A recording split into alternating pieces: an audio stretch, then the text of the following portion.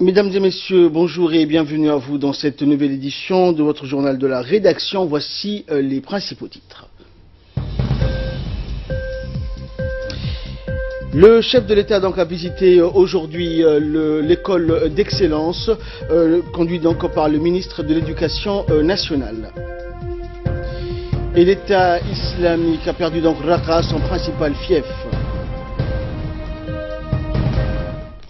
Voilà, donc c'était les titres qui vous seront développés. Merci à vous de nous rejoindre. Le chef de l'État, Ismaël Omar Guelleh, a visité ce matin l'école d'excellence qui a pour vocation de former les futures élites.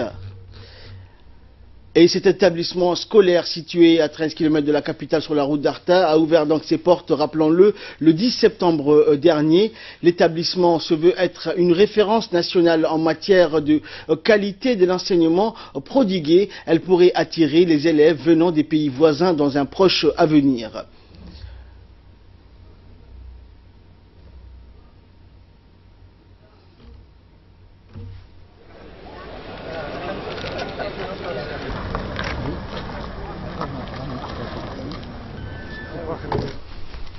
À travers ce déplacement, le chef de l'État donc a officiellement inauguré cet établissement qui accueille des enfants dont le quotient intellectuel est jugé précoce et qui sont détectés par leur maître. À son arrivée, le chef de l'État a été accueilli donc par le ministre de l'Éducation nationale et de la formation professionnelle, Moustapha Mohamed Mahamoud, et le principal donc de cette école. Et ensuite, l'hymne national a été chanté en chœur par les élèves de l'école d'excellence.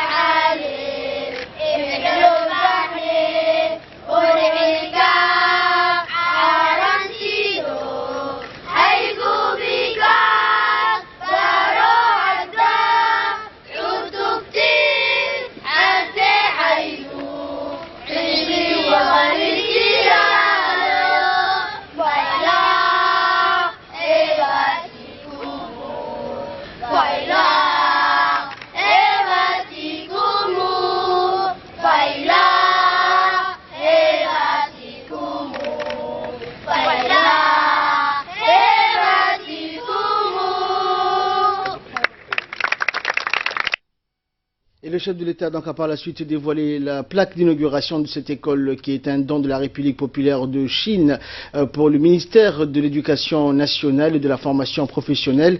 Cet établissement donc flambant neuf jouit d'infrastructures modernes. Il dispose des salles spécialisées comme les salles informatiques, les laboratoires, les smart classrooms, les salles multimédia, un réfectoire et sans oublier donc les installations sportives. L'esprit sport-études a été pris en compte excellente et toutes ces conditions réunies avec des professeurs qualifiés et compétents favoriseront l'émergence des jeunes élèves qui auront la chance de suivre ensuite un cursus universitaire de pointe dans toutes les filières. Et en ces temps modernes et pour relever les défis de l'époque, l'accent a été mis sur la maîtrise des outils numériques. Cette visite du chef de l'État à l'école d'excellence a réuni donc de nombreuses personnalités, dont l'ambassadeur de Chine à Djibouti, Li Huaqiong, dont le pays a pris en charge la construction de l'établissement. Et peu après l'inauguration, le chef de l'État s'est plié donc au programme établi et a suivi deux jeunes élèves qui lui ont présenté les différentes salles de cours. Et cette visite donc guidée l'a mené donc d'une salle à l'autre dans une ambiance décontractée et détendue. Le président et sa suite ont découvert tour à tour les salles spécialisées en informatique, les laboratoires, le centre multimédia. Et le chef de l'État a également visité les laboratoires de langue où l'anglais et l'arabe sont dispensés. Les jeunes sont ainsi préparés pour pouvoir maîtriser plusieurs langues internationales, dans un futur proche également le mandarin ou le chinois. Cet établissement unique en son genre réunit toutes les conditions pour stimuler et pousser à l'avant les jeunes élèves. Et après la visite guidée, le chef de l'État s'est dirigé dans la salle de réunion de l'école d'excellence pour un moment de rafraîchissement, puis deux conventions ont été signées entre le ministère de l'Éducation nationale et respectivement la Société de matériel électronique et électroménager Haier, puis l'Institut School of Africa pour un jumelage avec l'école d'excellence. Et dans un premier temps, le ministre de l'Éducation nationale et de la formation professionnelle, Moustapha Mohamed, a signé donc une convention de partenariat avec le directeur général de la société chinoise Haier. Cette convention vise à octroyer des équipements pour les salles informatiques, les laboratoires et le Smart Classroom de l'école d'excellence. Ces équipements permettront à chaque élève donc de l'enseignement de base de disposer d'une tablette et de PC portables. Et le ministre de l'Éducation nationale a voulu intégrer donc les notions de maîtrise de l'outil numérique dès le départ. Les élèves doivent vite parvenir à s'approprier les contenus des programmes numérisés et surfer sur Internet pour acquérir les connaissances. Et par la suite, le ministre de l'Éducation nationale s'est réjoui dans son intervention de ce déplacement du chef de l'État qui a inauguré l'établissement dit École de l'excellence. Nous l'écoutons. Donc je viens de signer un accord de partenariat avec le groupe Haier. Cet accord consiste, Inch'Allah, à l'accompagnement, à l'appui du groupe Haier dans l'introduction du numérique de l'école djiboutienne. Comme vous le savez, ces derniers temps, nous avons intensifié sous la vision et la volonté du président de la République, parce que comme vous le savez, nous avons notre indépendance en matière de programmes, de manuels scolaires, mais pour rattraper ce retard que nous avons par rapport aux pays développés, nous voulons utiliser le numérique pour justement rattraper ce retard. Et donc, dans les 5 ans à venir, Inch'Allah, nous souhaitons que toutes nos classes, salles de classe, soient des salles connectées. Et ce fut par la suite le secrétaire général du ministère de l'Éducation nationale, Mohamed Abdallah Mahyoub, de signer une convention de jumelage entre l'école d'excellence de l'Institut School of Africa de Djibouti. Cette convention de jumelage donc vise à échanger pour améliorer à chaque fois la qualité donc des enseignements prodigués, à favoriser une bonne gestion ou le management de l'école d'excellence. Le tout étant centré sur la performance, sur la qualité et les résultats obtenus. Et dans une interview donc recueillie sur place, notre équipe sur place a pu recueillir les réactions des élèves, des enfants qui sont donc à l'école d'excellence. Nous les écoutons. Je m'appelle Aïcha Abdelkader Adloub. Cette visite, elle s'est bien déroulée. J'étais fière de le guider à travers notre établissement. Je m'appelle Saïd Hassan Gouda. Comment ça se passe? Merci beaucoup. Ça s'est très bien passé.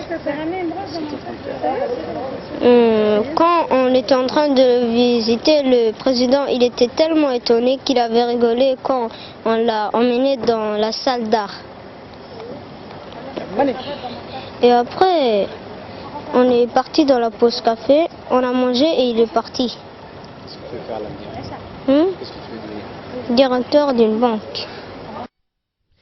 Et dans une interview donc qu'il a accordée à la RTD à l'issue de sa visite, le président de la République, Ismaël Omar Guelleh, a indiqué à propos de l'école de l'excellence qu'il était temps de ne pas rater la révolution numérique et de suivre, comme le reste du continent, cette évolution technologique. Le chef de l'État a estimé par la suite qu'il était temps donc pour Djibouti d'introduire l'école dans cette nouvelle ère. Et dans son entretien, le président Guelleh, en faisant un bref rappel de l'évolution de l'enseignement, a indiqué donc que le système éducatif colonial a été brisé en République de Djibouti depuis longtemps et que Djibouti a opté pour une éducation de masse, même si cela coûtait très cher au budget de l'État. Le numéro 1 djiboutien a rappelé donc qu'avec cette option d'éducation de masse, le nombre d'élèves a augmenté dans les classes, raison pour laquelle, a-t-il dit, l'école a été organisée à mi-temps, à une certaine époque, c'est-à-dire matin et après-midi. Après les assises de l'éducation, ce système à 2 shifts a été abandonné. L'école a été revue en profondeur et l'État a multiplié, a indiqué le président de la République, la construction des écoles afin de stabiliser les effectifs à 40 élèves par classe en un seul shift. C'est ce qui est donc la situation pour laquelle l'école djiboutienne a précisé le chef de l'État.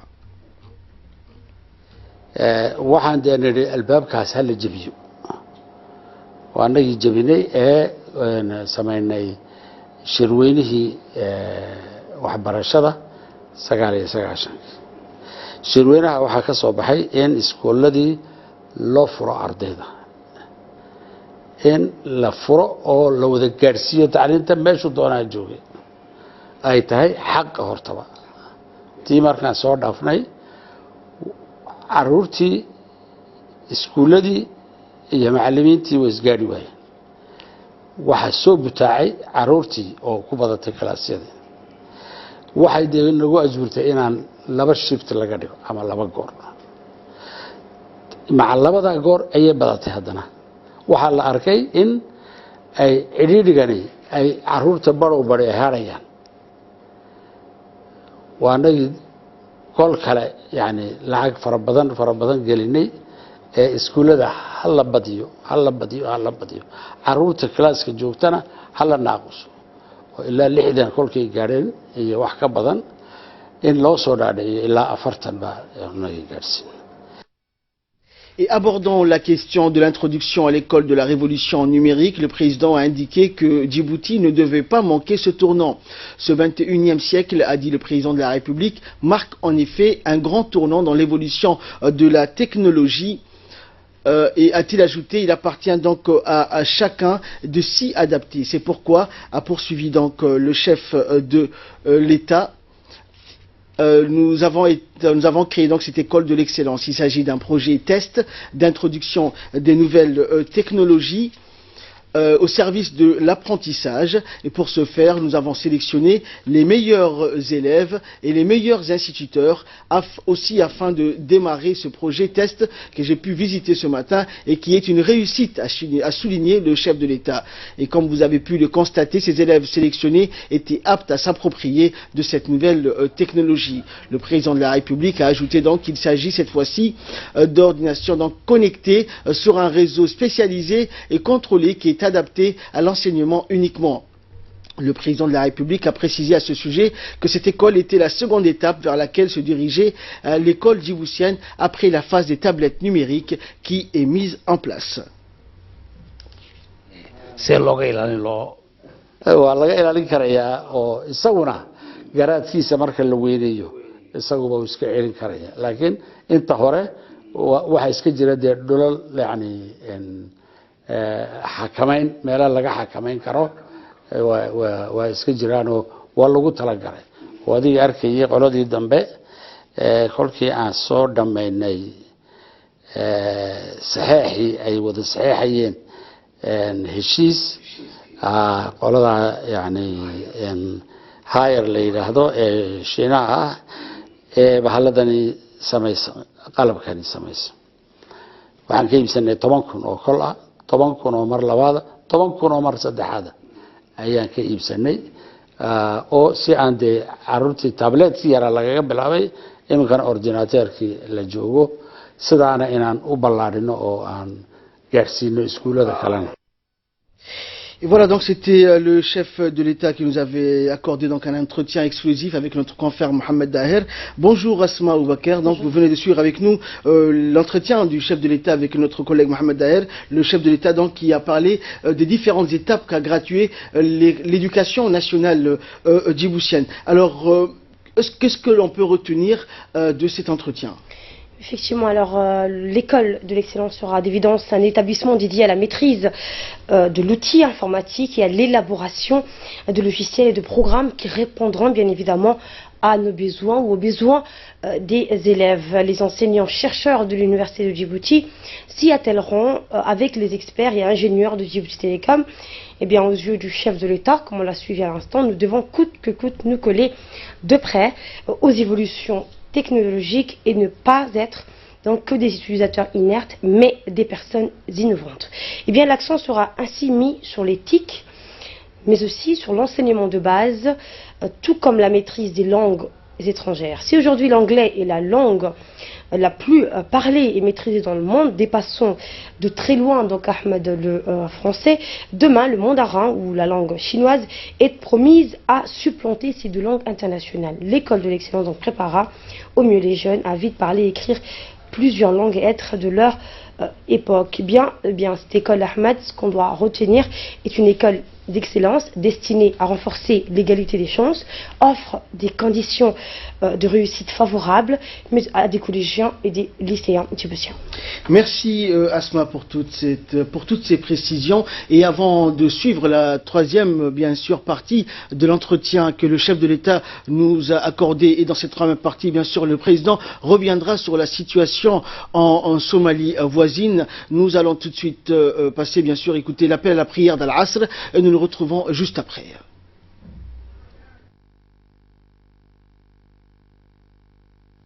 إن الصلاة كانت على المؤمنين كتابا موقوتا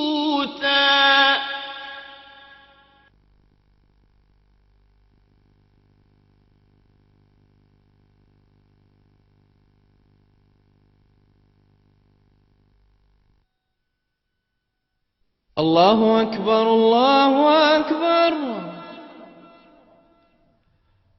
الله أكبر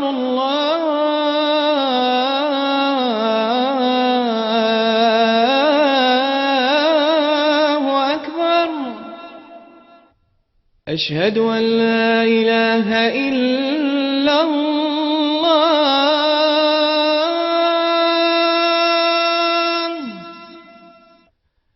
أشهد أن لا إله إلا الله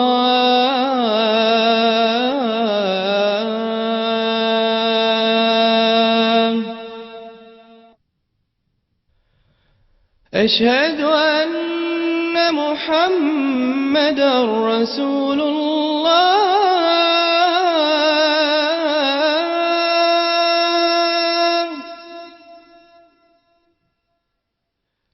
أشهد أن محمدا رسول الله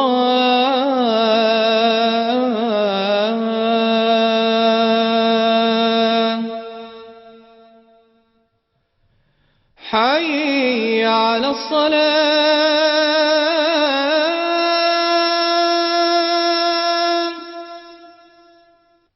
حي على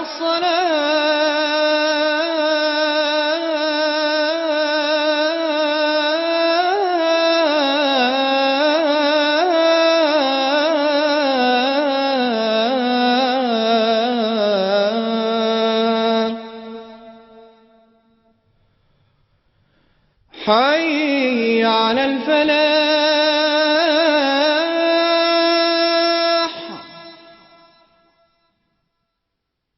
حي على الفلاح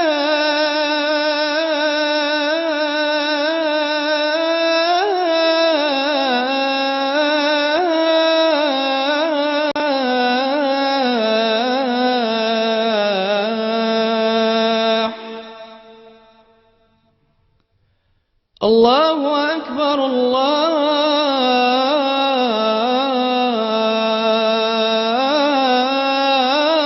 الله أكبر لا إله إلا الله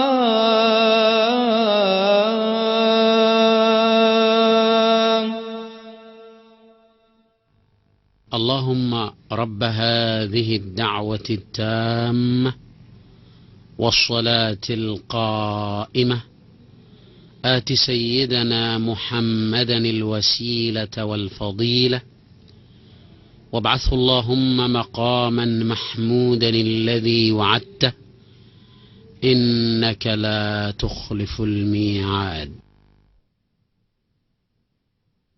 Retrouvons la suite de notre édition. Et dans la troisième partie donc, de son entretien avec notre collègue Mohamed Daher, le chef de l'État, donc évoquant la question de l'attentat à Mogadiscio, le président de la République a indiqué donc qu'il semble que tout porte à croire qu'il s'agit, de par son ampleur et son énormité, de l'œuvre de bandes terroristes à la dérive parce que mise en échec. C'est un attentat odieux et sans précédent, a indiqué le président de la République. Cet attentat de destruction massive sans distinction aucune qui a causé de nombreuses victimes et autant de blessés. Le président de la République de Djibouti, donc, la République de Djibouti, se devait d'apporter son aide, son appui humanitaire en telle importance et circonstances. C'est pourquoi nous avons dépêché à ajouter le numéro 1 djiboutien, un contingent de 30 médecins de différentes spécialités et d'infirmiers sur place à Mogadiscio. sidee baad u tustaan in aad xanuuninaysaan inay is yidhaahdeen ayaan anigu ka geyn lahay oo kulleyba waan soconaynaaye eedhe aan sahayana intii aan karaynaba dad waa kuwaa dee ummad idil inay ka wehiyaan in ay caruur ay u kala eegi waayaan caruur iyo magaranaysaa waayeel iyo dhalin iyo yani qof walba maanta inay taabatay waad arkaysaa aad baan ugu oynay arrinkaasi oo yani axmaaqnimadeeda adduunka wax aynkaasi meel uu ka dhacay ma jiro wax kale oon dee aan qaban karnay ma jira inaan inta dhaawac ah bal sidii wax loo gaadhsiin lahaa ayaan dee 30 nin oo wixii aan haynay akhrisaayiin iyo dakhtaro iyo kalkaalayaashoodii intaba aan ka gaadhsiinay 2 diyaaradood oo dawooyin iyo qalabkii ay ku shaqaynayeen waan dirnay dee yani dadkeenuna maanta wixii ay karayaan inay gaadhsiiyaan waan u baaqaynaa waajib weeyaan dadkaasi dad yani waxa u badan dad hayntoodu ay yartahay dhaawaca halkaa jiifa qofkii u shaqo tagay meel baa jirta dukaano yani dadkii lahaa oo dhan ay israaceen dad waxaa jira yani maanta cid u imanaysa oo wax siinaysa aanay jirin marka dee dadkoo dhan uu sara kacay imika oo wixii dee dadka ka naxayay oo dhan ya dawlado kalena way yani sida Turkiga iyo wadanada jaarka iyo Kenya iyo Qatar iyo dawladda Mareykanka iyo wixii karayay oo dhan waxba la soo wadaa inagu inaan dee ka hadhama.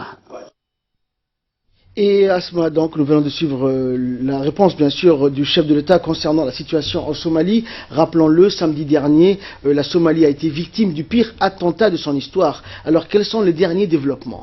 Eh bien, le bilan est d'au moins 300 morts et 500 blessés. 3 jours après l'explosion, des corps brûlés et déchiquetés continuent d'être extraits des décombres. De nombreuses personnes sont toujours portées disparues et des centaines de victimes n'ont pas encore été identifiées.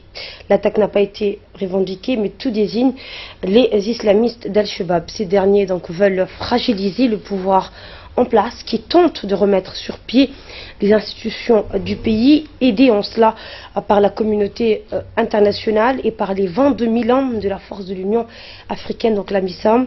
Certains observateurs estiment que ce terrible attentat pourrait ressouder les Somalis et leur faire comprendre que la violence extrême n'est pas l'issue souhaitée. L'élan de solidarité qui s'est manifesté aussi en faveur de la Somalie est en soi aussi porteur d'espoir pour que l'appui à ce pays réel, généreux et massif sur tous les plans économiques, sécuritaires et sociaux. Et enfin, donc, le nouveau président élu, Formaggio, bénéficie d'une bonne image, celle d'un homme intègre et sincère. Merci Asma pour toutes ces précisions. Concernant toujours la situation en Somalie, donc le second vol acheminant des médicaments et équipements hospitaliers destinés à aider les victimes du sanglant attentat survenu samedi dernier à Mogadiscio est parvenu donc à destination et c'est dans d'hier que l'avion des forces armées djiboutiennes s'est posé à l'aéroport international de Mogadiscio. 4 tonnes de médicaments et d'équipements hospitaliers ont été acheminés. Ces aides humanitaires d'urgence ont été donc précédées par l'envoi d'une équipe médicale composée de chirurgiens, d'anesthésistes, d'orthopédistes, de médecins généralistes et de paramédicaux. L'odieux attentat donc qui s'est produit samedi dernier à Mogadiscio dans une zone commerciale très fréquentée a fait près de 300 victimes et des centaines de blessés, et c'est sur instruction du chef de l'État Ismaël Omar Guelleh que cette aide d'urgence a été acheminée. Cette mission médicale est conduite et coordonnée par le ministre de la Santé, Dr Diama Elmi Okiye. Et après donc ces rencontres avec les autorités somaliennes, le ministre de la Santé, Dr Diama Elmi Okiye, a rendu hier visite aux blessés de l'attentat meurtrier de samedi dernier. Le ministre a pu constater sur place le travail des équipes médicales dépêchées pour aider leurs frères somaliens. Plusieurs pays ont également envoyé des aides médicales et certains ont assuré les transports vers d'autres hôpitaux du monde des cas les plus graves. Également en nouvelle nationale, donc avis de recherche pour clore l'actualité nationale, Madame Fathia Farah Aouled, habitant à Balbala, secteur Barwaro, lance un avis de recherche pour retrouver sa fille nommée Habsa Ahmed Hassan. Âgée de 18 ans, étudiante en première année à l'université de Djibouti, Mademoiselle Habsa n'est pas rentrée à la maison depuis hier. En dernière nouvelle, elle a quitté donc son cours à 11h30 et depuis la famille n'a plus de ses nouvelles. Elle était habillée d'un djellabib noir et porte sur sa tête un voile de couleur bleue. Toute personne ayant croisé ou vu Mademoiselle Habsa Ahmed est priée de contacter le poste de police de Hayabley ou de composer le numéro de téléphone de la famille. Ces numéros sont les 77 82 26 26, le 77 35 40 46 ou encore le 77 86 20 51. Et de là, nous passons à l'actualité à travers le monde avec Ali Abdillahi. Bonjour Ali. Bonjour. Alors en Syrie, le groupe dit État islamique en Irak et au Levant a perdu donc Raqqa, son principal fief en Syrie. Une partie donc des djihadistes ont cependant été transférés vers la province de Der el-Azor. La ville de Raqqa a été totalement détruite, sa population vidée des lieux. Ali. Eh bien donc vous l'avez dit Ahmad, le groupe État islamique a perdu mardi 17 octobre la ville de Raqqa avec la chute de sa capitale donc syrienne qui aura aussi servi de centre de planification pour des attentats meurtriers dans le monde entier. Le groupe terroriste subit un revers de taille et voit son califat quasiment réduit à néant en Syrie et en Irak voisins. Juste après avoir annoncé la prise de Raqqa, les combattants des forces démocratiques syriennes, la FDS, ont envahi l'emblématique rond-point d'Al-Naïm où l'organisation djihadiste menait ses exécutions. Son dernier bastion est désormais retranché dans la province de Der al-Azor, à l'est frontalière de l'Irak, mais l'organisation a été très affaiblie en moins de 2 mois. Et aux États-Unis, donc le dernier décret migratoire du président Donald Trump a une nouvelle fois été bloqué par un juge. Un juge fédéral de Hawaï a suspendu donc hier l'application de la dernière version de décret anti-immigration que le président américain Donald Trump tente de mettre en place. L'État de Hawaï a contesté la législation devant un tribunal fédéral de Honolulu en faisant valoir que les lois fédérales sur l'immigration ne permettent pas au président des États-Unis d'imposer des restrictions à 6 de ces pays, en l'occurrence la Corée du Nord et Venezuela non inclus. Le juge Derek Watson, qui avait déjà bloqué un précédent décret de Donald Trump en mars dernier, a ordonné hier la suspension provisoire du texte en estimant probable que l'État de Hawaï obtienne gain de cause lorsque l'affaire sera jugée sur le fond. La Maison-Blanche et le département de la justice n'ont pas répondu aux sollicitations. Une porte-parole du département d'État n'a pas souhaité faire de commentaires là-dessus. Merci Ali pour toutes ces explications. Merci à vous de nous avoir suivis. C'est tout pour ce journal et merci de votre fidélité.